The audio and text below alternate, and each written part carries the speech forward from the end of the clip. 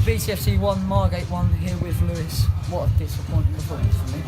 I think, well, I don't know, I'll take some positives from it. I think it was a case of, it was a point won rather than 2 points lost at the end of it, because they came with a clear game plan, as all teams seem to do down there, and it was a bit disappointing to see them, when we get a late equaliser, them playing for corners like they're winning. You know, but teams are going to do that against us because, you know, we are the team to beat at the moment. And so, you know, in the conditions, everything, I think the context, I'm happy with the draw. Obviously 5 points behind Dulwich now, but still with all the games now we've got, I'm not concerned. I think that's a good result, and credit to the boys. I think they give it all. You know, a good performance all round. I think from, obviously, in the pitches, it's not easy, but I think we did the best in tough conditions.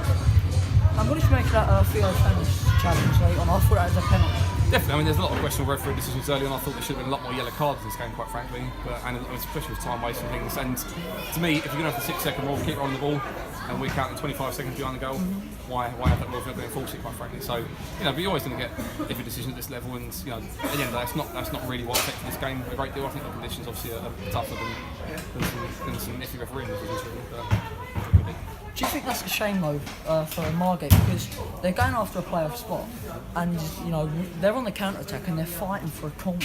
100%, as you say, because again, when they're 1-0 up, I think all of those tactics, I think is credit to them. I think that's exactly what you need to do. Come in, get a goal before half time, kill the game was exactly what they should have done, and they did that well. But if you consider late equaliser, to me, you've still got to play the game. You've still got to not necessarily go for the win, but, you know, it just seemed a bit too negative for me. As you say, if they're a team that are fighting for playoffs, then they should be playing like a team fighting for playoffs.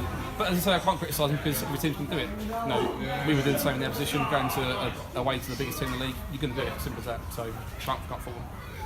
And I just want to give a massive credit to Dean Inman, because at times it did look like he was the only one that was trying. Dean Inman, I think, is incredible. Obviously, he's been solid since he came in, but I think there's a solid performance, I think, from Sammy. I think obviously he was always putting a shift in. Adam was good from start to finish in terms of, again, this is really a super style of play because he's that aerial threat that we need. Matt Payne, I thought, was incredible. You know, he had the 2 best chances other than the goal, obviously, in forcing corners from some decent shots on target.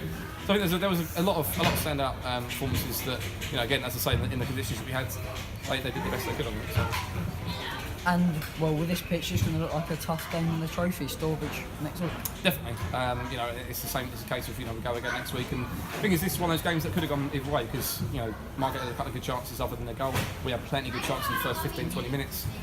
You know, Modeste was a handful for them. You know, their centre-halves couldn't cope, and that's why they both ended up with a booking. By the end of it, I think it should have, one of them definitely got sent off, but their defence couldn't handle him, and so their result was just kicking us. And again, that's what we say every week. People like Deering, people like Modeste are a handful.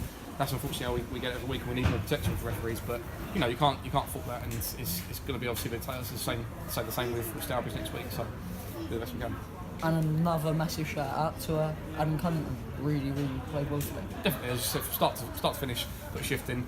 You know, he was covered from Esther Tome as he came off, which showed really what he did for the team, and obviously getting the late equaliser at the end. So fully deserved for him. I think he put a solid performance in. I think for me, man of the match had to be that Payne. From just all over the pitch, solid performance, and as I say, 2 good chances as well that could have won us the game.